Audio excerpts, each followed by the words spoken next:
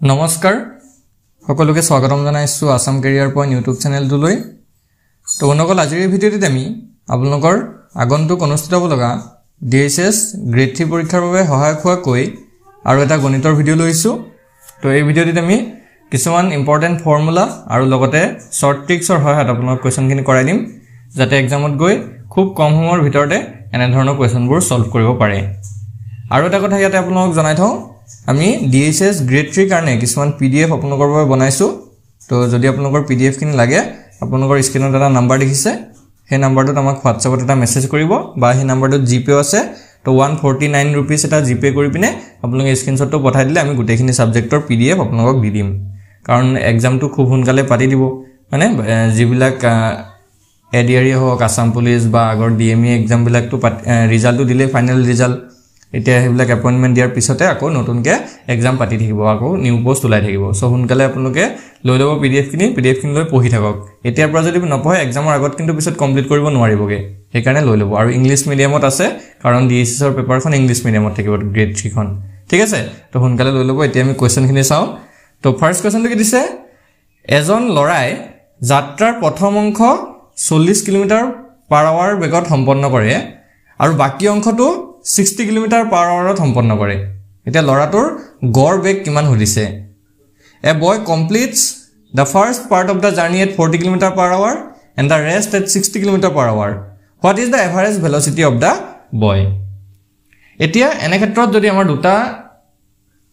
দুটা যদি আমাৰ স্পিড দিয়া আছে আৰু তাৰ পৰা যদি এভাৰেজটো উলিয়াব দিয়ে তেতিয়া হলে তাৰ কাৰণে এটা ফৰ্মুলা আমি মনত ৰাখিব লাগিব ঠিক আছে ফৰ্মুলাটো হৈছে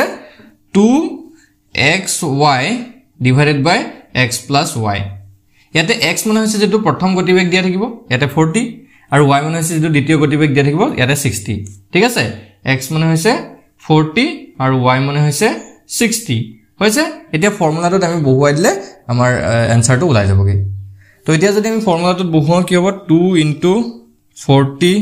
* 60 তলত কি হ'ব 40 + 60 হৈ গল এটা তলৰটো যদি আমি যোগ কৰি দিও 40 + 60 কৰিলে তো কিমান হৈ যাব 100 আৰু ওপৰ থাকিব 2 * 40 * 60 হৈ গল এটা 6 ৰ পৰা 60 পৰা এটা শূন্য কাটিলো 100 এটা শূন্য কাটিলো আকৌ 40 এটা শূন্য ইয়াৰ এটা শূন্য কাটিলো থাকিলে 2 * 4 * 6 2 * 4 * 6 2 4 * 8 8 6 * 48 তো আমাৰ এটো আনসাৰটো ওলাই যাব কিমান 48 কিলোমিটাৰ পাৰ আৱাৰ ঠিক আছে 48 কিলোমিটাৰ পাৰ আৱাৰ অপচন কোনটো শুদ্ধ হ'ব অপচন এটো শুদ্ধ হ'ব বুজি পাইছে সকে একদম সিম্পল কোৱেশ্যন হয় ইমান টান কোৱেশ্যন নহয় আপোনালোকে টেনচন নলব ঠিক আছে তো নেক্সট সেম কোৱেশ্যন আৰু এটা ৰাখিছো এটা আপোনালোকে ট্ৰাই কৰি চাব পাৰে এজন লৰাই যাত্ৰাৰ প্ৰথম অংশ 30 কিলোমিটাৰ প্ৰতি ঘণ্টা বেগত আৰু বাকি অংশটো 20 কিলোমিটাৰ প্ৰতি ঘণ্টা বেগত সম্পন্ন কৰে তো লৰাটোৰ গড় বেগ কিমান সেম কোৱেশ্যন হয় খালি ইয়াতে আমি গতিবেগটো হলনি কৰি দিছো যদি আগৰ কোৱেশ্যনটো আপোনালোকে বুজি পাইছে তেতিয়া হলে এটো কৰিব পাৰিব তো ভিডিওটো পোষ্ট কৰি আপোনালোকে আনসাৰটো কমেন্টত জনাব ঠিক আছে এতিয়া আমি যদি চাও সূত্ৰটো আছিল আমাৰ কি 2xy divided by x plus y ইয়াতে x ৰ ভ্যালুটো হৈছে 30 আৰু y ৰ ভ্যালুটো হৈছে 20 তো সিম্পল আমি যদি ফৰ্মুলাটো বহুৱাই দিও 2 * 30 * 20 divided by 30 plus 20 the 3 আর 20 যোগ কৰিলে তো যাব 50 ওপৰ থাকিব 2 * 30 * 20 এটা 0 কাটিলো 5 যদি আমি 30 কাটো যাব 6 বার তো থাকিলে আমাৰ কি 2 পূৰণ 6 পূৰণ 2 2 7 12 12 2 24 তো এটো আমাৰ আনসাৰটো ওলাই যাব 24 কিলোমিটাৰ পাৰ আৱাৰ ঠিক আছে অপচন ইয়াতে ডি টো শুদ্ধ হ'ব ঠিক আছে ডি টো শুদ্ধ হ'ব বুজি পাইছে সকে খেলিমেলি লগা নাই একদম ইজি কোৱেশ্যন হয় আৰু ডিএছএছ ৰ পেপাৰখন আপোনালোকৰ ইমান টান নাহে মানে সেই কাৰণে আপোনালোকে ইমান চিন্তা নকৰিব আৰু কাট অফটো বেছি যাব চিন্তা নকৰিব মানে কি যদি আপোনালোকে ভালদৰে প্ৰিপাৰেচন নকৰে আপোনাতকে বেছি মাৰ্ক কোনবা উঠাই পিনে আপোনালোকৰ পোষ্টটো পাই যাবগে সো এই কাৰণে বেছিকে কষ্ট কৰিব লাগিব তো এতিয়া আমি আগবঢ়ো নেক্সট কোৱেশ্যনটোলে কি কৈছে 60% ক ভগ্নাংশত প্ৰকাশ কৰা এক্সপ্ৰেছ 60% ইন ফ্ৰেকচন এতিয়া যিকোনো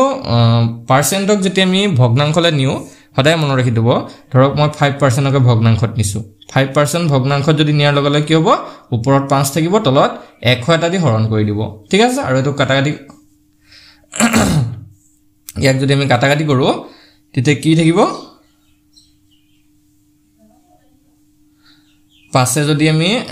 1 কাটি দিও 1/20 থাকিব বুজি পাইছে 1/20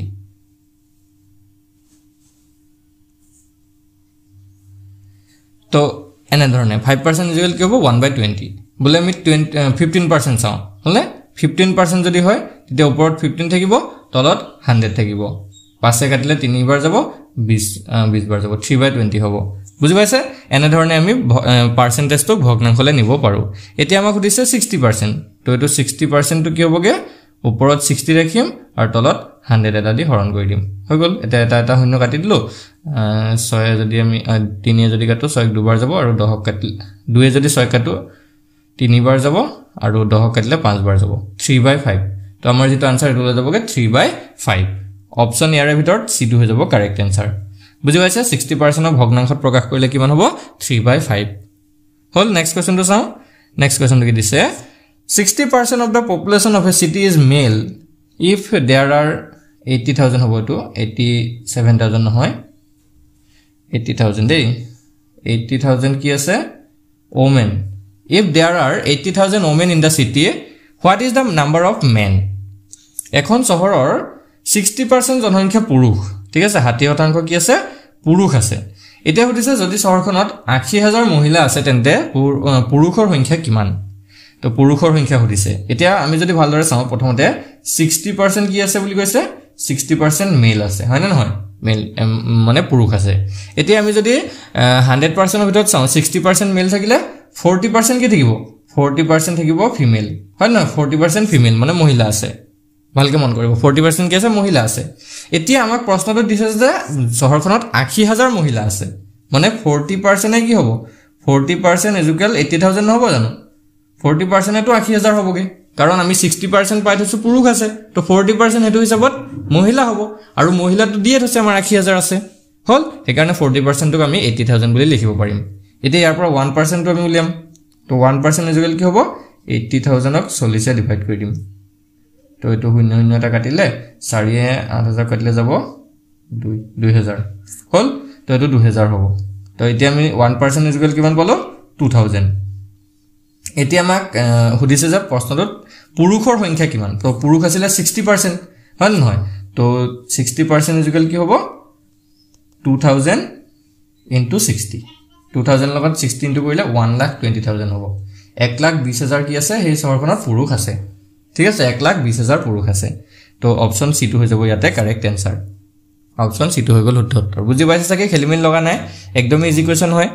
সো আগবাঢ়িব পাৰো নেক্সট কোৱেশ্চন তুলে আমি নেক্সট কোৱেশ্চন তো চাও কি দিছে 12,500 টকা মূল্যৰ টিভি এটাৰ দাম 20% হ্ৰাস কৰিলে কিনা দাম কিমান হ'ব if you reduce the price of a TV worth 12,500 by 20% the purchase price will be ভালকে চাব কি কৈছে 12,500 টকা দামৰ এটা টিভি আছে আৰু তাক যদি 20% হ্ৰাস কৰি বেচা হয় মানে ধৰক 20% লোকসানত বেচিছে তেতিয়া হলে কিনা দামটো কিমান হ'ব এতিয়া আমি যদি চাও 12,500 টকা মানে 12,500 টকাৰ পৰা 20% হ্ৰাস কৰিছে তো 12,500 ৰ 20% যদি আমি চাও কিমান হয় তো এটো হ'ব 12,500 আৰু শতাংশটো এতিয়া আমি যদি ভগ্নাংশ লৈ লও 20/100 হৈ গল হল তে দুটা শূন্য ইয়াৰ কাটিলে আৰু দুটা শূন্য কাটিলে থাকিলে 125 into 20 আৰু এটো পূৰণ কৰিলে হৈ যাবগে 2,500 তো এই 2,500 টকাটো কি হ'ব এতিয়া হ্ৰাস হ'ব মানে কমি যাব কৰবা কমিব 12,500 পৰা কমিব তো 12,500 ৰ পৰা যদি আমি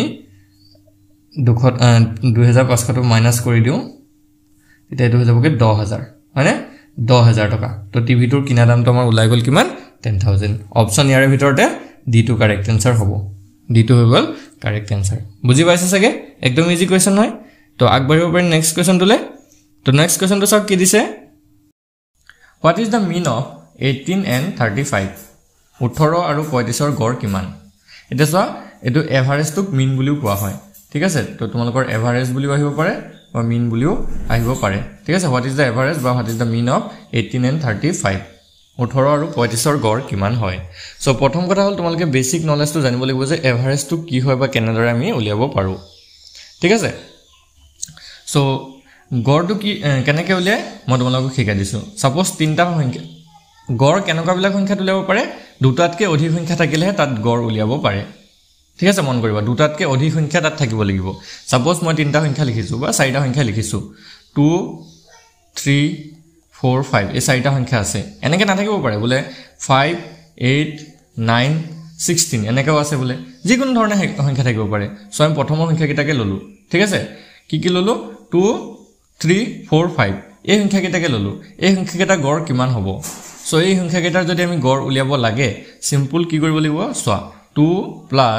3 + 4 + 5 কৰিব লাগিব লগতে তাৰ পিছতে 4 এটা দি হৰণ কৰি দিব লাগিব কেলে 4 দি হৰণ কৰিলো কাৰণ ইয়াত 4টা সংখ্যা থাকাৰ কাৰণে 4 দি হৰণ কৰিলো যদি তিনিটা সংখ্যা থাকিলে 3 এ হৰণ কৰিলো দুটা সংখ্যা থাকিলে 2 এ হৰণ কৰিম পাঁচটা সংখ্যা থাকিলে 5 এ হৰণ কৰিম সো এতিয়া এইকেইটা যোগ কৰিবা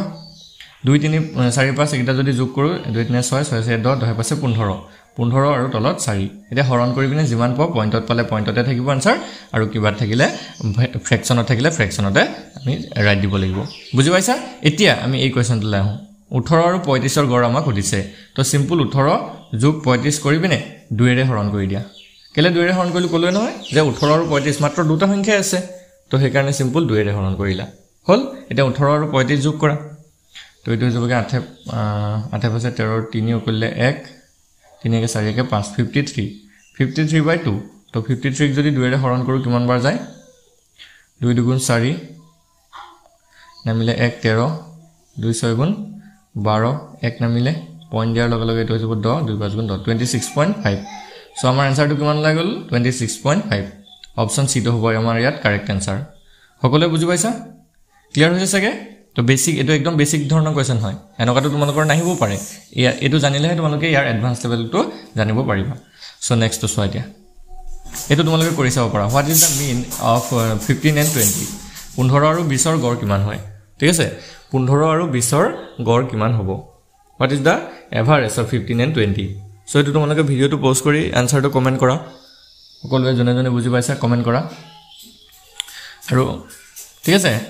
তো নেক্সট এটা সোৱা আমি কৰি দিছো তো 15 আৰু কি কৰিব লাগিব সিম্পল 15 আৰু 20 প্লাস কৰি দিয়া আৰু তাৰ পিছত 2 এৰে হৰণ কৰি দিয়া 15 আৰু 20 প্লাস কৰিলে এটো হৈ যাবগে 35 আৰু ডিভাইডেড বাই 2 35 ক যদি এটা 2 এৰে হৰণ কৰো কিমান বাৰ যায় 2 গুণ 2 নামিলে 15 2 7 গুণ 14 1 নামিলে পইণ্ট দিয়াৰ লগে লগে 5 হৈ যাবগে তো এটো হৈ যাবগে আমাৰ 17.5 হল 17.5 কোনটো অপচন আছে অপচন বি আছে তো অপচন বি টো হৈ গল শুদ্ধ উত্তৰ বুজি পাইছা একদমে সিম্পল কোৱেশ্চন হয় ইমান টান ইয়াত তোমালোকৰ একো বস্তু নহয় তো গড়টো ইমান টানো নহয় এটা চেপ্টাৰ তো নেক্সট তো সোৱা এটো দিছে কেইবাটা সংখ্যা দি আছে 1 3 5 15 25 আৰু 75 ৰ গড় কিমান হ'ব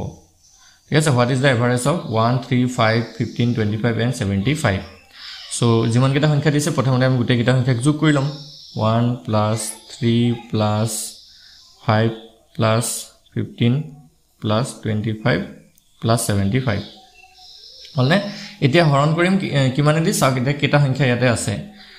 1 এটা দুটা তিনটা চাৰিটা পাঁচটা ছটা সংখ্যা আছে সো 6 এৰে আমি হেতক হৰণ কৰি দিম এটা গোটেই এটা যোগ কৰকচোন কিমান হয় 75 পইচা যোগ কৰিলে তো গলগে 100 মানে 15 পইচা 20 120 3 কে 4 124 কিমান হলগে গোটেইটো 124 আৰু তলত 6 124 আৰু তলত হৈ গলগে 6 আৰু ইয়াতক যদি আপুনি কটাকটি কৰে এটো সামথিং 20.6666 কে ওলাই গঠিব 666 এনেকে যেটো আমি 20.67 বুলি ধৰিব পাৰো হল 20.67 বুলি ধৰিব পাৰো সো আমাৰ অপচন কোনটো কাৰেক্ট হ'ব ইয়াতে অপচন এটো হৈ যাবগে কাৰেক্ট আনসাৰ ঠিক আছে এইকেইটা সংখ্যাৰ 1 3 5 15 25 আৰু 75 ৰ যেটো এভাৰেজ বা গড় হেটো হৈছে 20.67 সকলোৱে বুজি পাইছে তো আগবঢ়ো নেক্সট কোৱেশ্চনটো সোৱা 1 ৰ পৰা 9 লৈ থকা যুগ্ম সংখ্যা কেইটাৰ যোগফলৰ গড় কিমান হ'ব what is the average of the sum of the even numbers from 1 to 9 ঠিক আছে 1 ৰ পৰা 9 লৈ থকা যুগ্ম সংখ্যা কেইটাৰ যোগফলৰ গড়টো কিমান হ'ব সো প্ৰথম কথা হ'ল আমি এতিয়া 1 ৰ পৰা 9 লৈ থকা যিকিটা যুগ্ম সংখ্যা আছে সেইকিটা চাই লওঁ তো 1 ৰ পৰা 9 লৈ ঠিক আছে 1 ৰ পৰা 9 লৈ থকা যুগ্ম সংখ্যা কেইটা প্ৰথমটো হৈছে 2 তাৰ পিছতে 4 তাৰ পিছতে 6 তাৰ পিছত 8 হল এইটা হৈছে যুগ্ম সংখ্যা এটা এইগিটাৰ গড় উলিয়াব দিছে যোগফলৰ গড় উলিয়াব দিছে সো এতিয়া আমি যদি চাও 2 + 4 + 6 + 8 কৰিব লাগিব আৰু ডিভাইড কৰিব লাগিব কি হেৰে 1 2 3 4 4 ৰে ডিভাইড কৰিব লাগিব এটা যোগ যদি কৰে এইগিটা কিমান হ'ব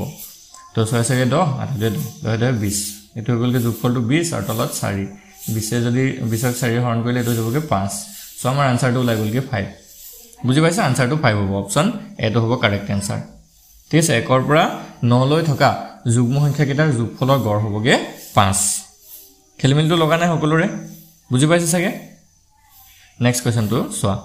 এজন লৰাই গণিতত 80 নম্বৰ আৰু ইংৰাজীত 72 নম্বৰ পালে লৰাটোৰ গড় নম্বৰ কিমান হ'ব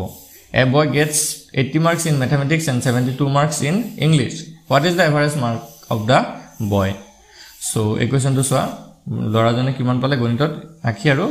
English pale 72. To simple 80 aru 72 gor uliab lage. So 80 jog 72 kori pine 2 ere horon kori dia. Eta 80 aru 72 jodi jog kora 80 aru 72 plus korile 152 hobo. Aru tak jodi 2 ere divide kora etu katakati korile 2 * 14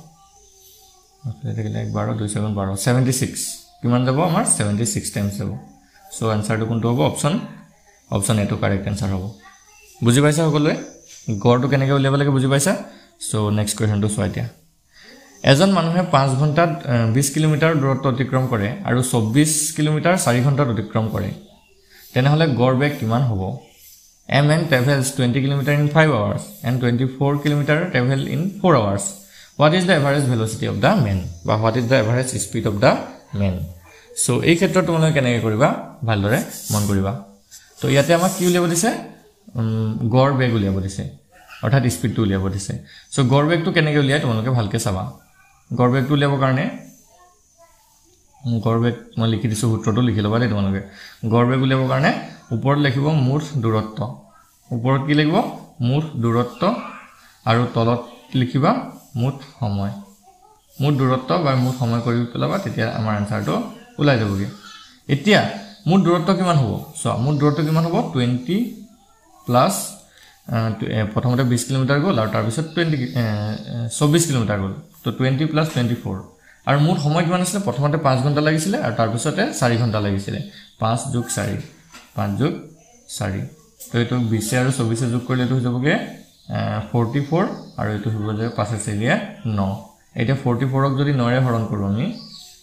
44 ক যদি 9 ৰে হৰণ কৰো 9 4 গুণ 36 9 থাকিলে এক second 14 পৰা 7 থাকিল 8 8 থাকিলে দশমিক দিয়াৰ লগে লগে এটো হৈ যাবগে 80 তো 8 9 72 তো এনেকা হ'ব 4.8 মানে 4.8 আমাৰ অপচন এট আছে অপচন এট হৈ যাবগে কাৰেক্ট আনসাৰ অপচন এট হৈ গলগে কাৰেক্ট আনসাৰ বুজি পাইছা কি কলো আকৌ এবাৰ কৈ দিছো ভালকে চাই লোৱা সো আমাৰ এজন মানুহে 5 ঘণ্টাত 20 কিলোমিটাৰ দূৰত্ব অতিক্ৰম কৰে বুলি কৈছে আৰু 24 কিলোমিটাৰ 4 ঘণ্টাত অতিক্ৰম কৰে বা 4 ঘণ্টাত 24 কিলোমিটাৰ অতিক্ৰম কৰে তেনেহলে গড় বেগটো কিমান হ'ব আমাক সুধিছে সো গড় বেগটো উলিয়াবৰ কাৰণে কি কলো সূত্ৰটো মনত আছে ওপৰত লিখিব লাগিব মুঠ টোটাল ওপৰত লিখিব লাগিব টোটাল ডিসটেন্স আৰু তলত লিখিব লাগিব টোটাল টাইম তলত লিখিব লাগিব টোটাল টাইম সো এতিয়া টোটাল ডিসটেন্সটো আছিল কিমান 20 প্লাস 24 আৰু টোটাল টাইমটো আছিল 5 প্লাস 4 এটা 20 আৰু 24 প্লাস কৰিলে 44 হয় আৰু 5 আৰু 4 প্লাস কৰিলে 9 হয় আৰু 9 যদি 44 ক কাটি দিও 4.8 সামথিং এনেকা ওলাগে সো এটা আমাৰ অপচন এটো হৈ যাবগে কাৰেক্ট আনসাৰ বুজি পাইছা সকলে বুজি তো বন্ধুসকল আজিৰ ভিডিওত আমি একেটা কোৱেশ্চন ডিসকাস কৰিলো যদি আপোনালোকৰ কোৱেশ্চন গিটা ভাল লাগিলে ভিডিওটো এটা লাইক কৰি দিব আৰু আমাৰ চেনেলটো সাবস্ক্ৰাইব কৰি লব কাৰণ ডিএসএছ ৰ সম্পূৰ্ণ প্ৰিপাৰেচন আমি আপোনালোকক এই চেনেলটোত কৰাই দিম আৰু যদি আপোনালোকে পিডিএফ খিনি লব বিচাৰে তেতিয়া হলে আমাৰ পৰা লৈ লব ঠিক আছে একদম কম মূল্যত কেৱল 149 ত ডিএসএছ এক্সামৰ ফুল সিলেবাসৰ পিডিএফ আপোনালোকক দি দিম তো পিডিএফ খিনি পাবলৈ স্ক্ৰিনত আপোনালোকে এটা নাম্বাৰ দেখিছে হেটো আমাৰ WhatsApp নাম্বাৰ হয় তাত আপোনালোকে এটা মেছেজ দি জনাই দিব যে ডিএসএছ ৰ পিডিএফ খিনি লাগে তো ইংলিশ মিডিয়ামত গোটেইখিনি সাবজেক্টৰ পিডিএফ আমি পঠাই দিম ধন্যবাদ